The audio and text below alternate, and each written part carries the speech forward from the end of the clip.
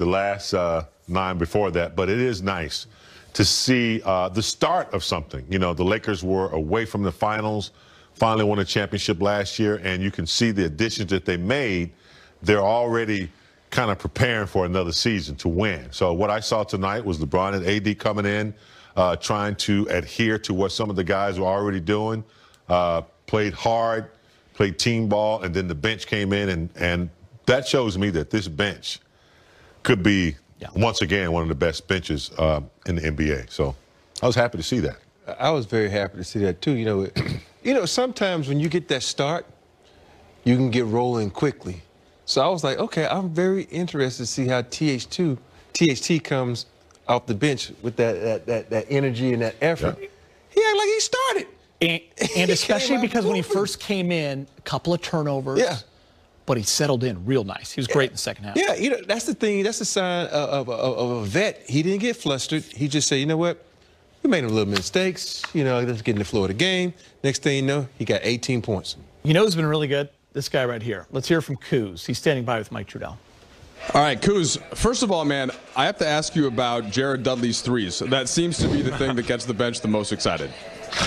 Yeah, anytime we can get Duz on the court and he gets a couple buckets or his patent 3 celebrations, we all love it, and we love Duz. You know, Bill and Stu were just talking, Kuz, on the broadcast about the chemistry with this team that's carried over from last season. What have you made of that? How do you guys all get along, and how do the new additions impact that? You know, we're just brothers. Obviously, you know, we had the bubble to get really, really close, but even before the hiatus, we were, you know, practically hanging out with everybody in every city and doing everything like that. So with the new guys coming in, it's not like a fall in line thing, but like we invite it. All right, you're averaging about 25 these last 2 games. You start tonight, you've hit 4 threes in each of these last 2. How are you feeling rhythm-wise, and how was that built for you the shortened offseason since you guys, of course, won the title in October?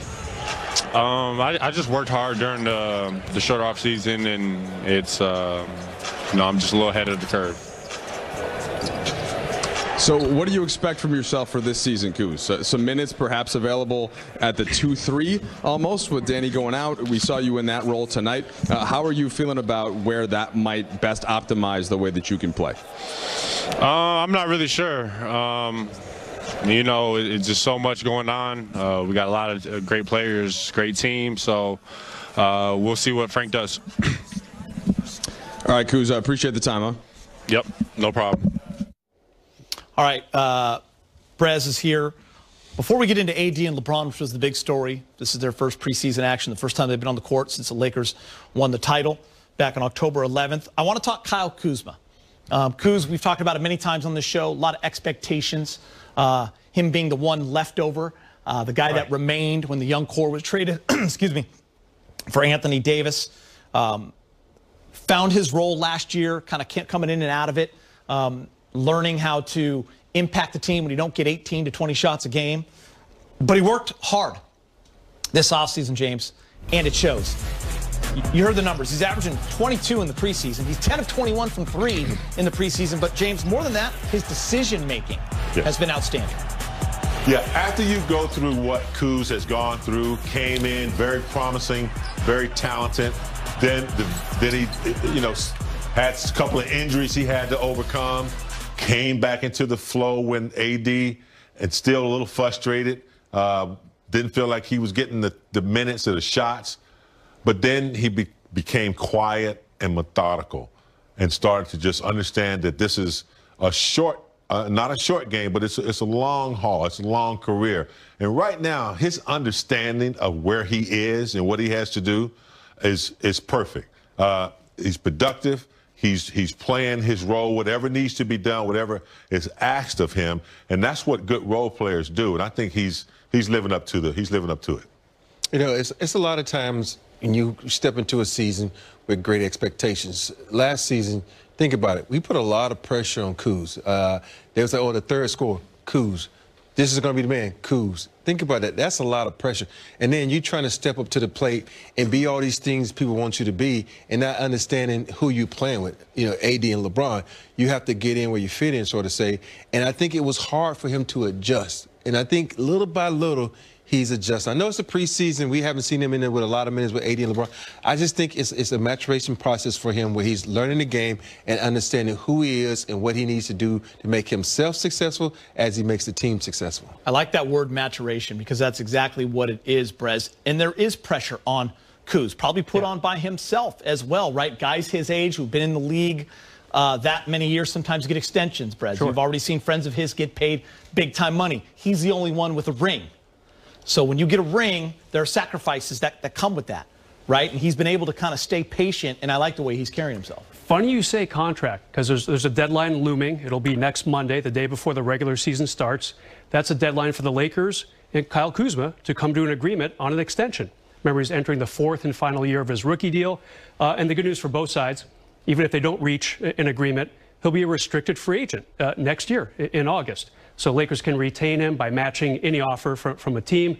But what good timing for Kyle Kuzma. I mean, going into this potential deadline day, he's passing like I've never seen him before. He's really looking for teammates, shooting great behind the arc. Like you said, Geet, just a shade below 50% so far in 3 preseason games.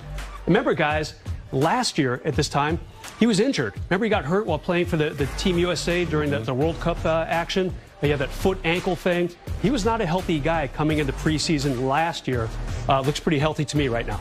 Yeah, and people are always wondering of these last couple, who's going to be the 3rd best player? Kuz doesn't need to be that guy. There are plenty of guys. Just let him be Kyle Kuzma. Let him be playing a role on this team. All right, AD, LeBron, big game. I'll go to you first. We got to see them. 15 minutes for LeBron, 18 for Anthony Davis. They combined for 21 points. LeBron got going his second stint when he went back in. AD right away. But it was just good to see them playing basketball once again in a Laker uniform together. Yeah, letting the other teammates, especially the new arrivals, know what they've come here to play for and play with. I thought AD was very active, running down loose balls, blocking shots. It was as if he was in the playoffs already. So he's setting the tone that, hey, this is who we are. Yeah, I'm a big dog in L.A. now, and I'm a leader as well. And LeBron, he just does what he does. 18th preseason for LeBron. He just does what he does. 18. That's a lot of preseason games. A lot of preseasons. A lot of games that don't matter. The thing about those two guys is, like, you expect a little rush, but they are such professionals. They take care of themselves. They take care of their bodies, and they do what the necessary steps to stay ready.